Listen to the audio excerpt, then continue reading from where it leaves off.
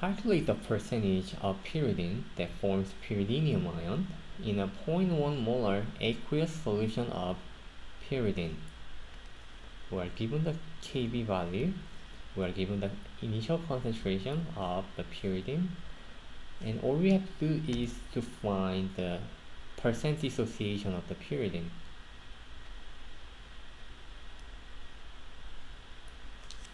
So our goal is the percent dissociation of pyridine.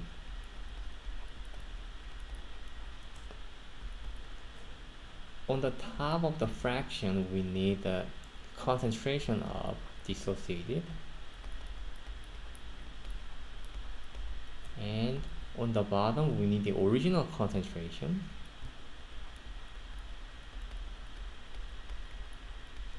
and then you multiply it by 100%.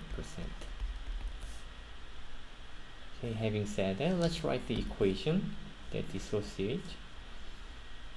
So on the reactant side, we have the pyridine, and then we'll have water, because on the right side we need the hydroxide ion, but we don't have oxygen, so we really need to write the H2O on the left side. However, when we calculate the Kb, since it's a liquid, it's not going to be part of our equation, so we need this double arrow sign, and then we have the conjugate. So this was grabbing the hydrogen, so this is a base, so we have conjugate acid. Okay, this is what we have, and then I'm gonna write the ice chart on the left column. We're given the initial concentration of the pyridine, so you're gonna write 0.10 molar. On the water side, you can just ignore.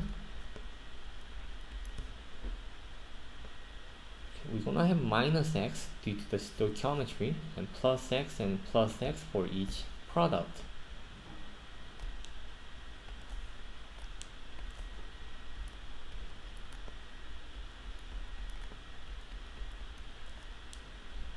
So on the bottom, we are gonna have 0.10 molar minus x for the equilibrium concentration of the pyridine, and for the equilibrium concentration of our product, just simply become x and x. Now we get to use a Kb value. The product has to be on the top.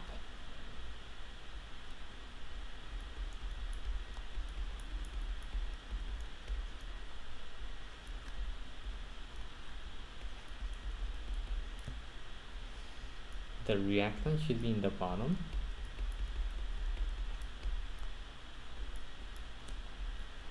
So now if I plug it in, I get x squared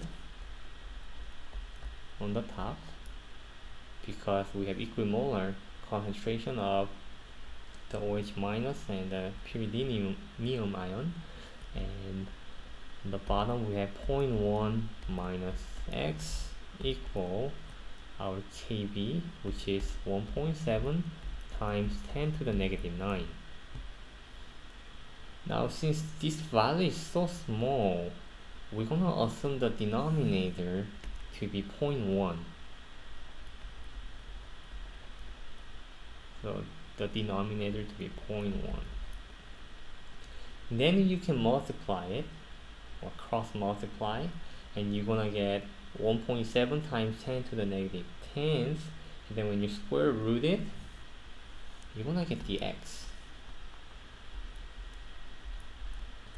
So x should be 1.30 times 10 to the negative 5th, and that should be molarity. And what does this tell us? What does this tell us? Well, we have this x here, right? That's the concentration for our both products, but we are really interested in this part, not the OH minus. We're not looking for the pH or pOH. We're looking for that. So this is the dissociated part of our pyridine, and that goes to the top of our fraction. So coming back here, we're gonna have 1.3 times 10 to the negative fifth over the original concentration was determined 0.10 molar. You'll notice the molar cancel out, times 100%. You're gonna get 1.3 times 10 to the negative 2%.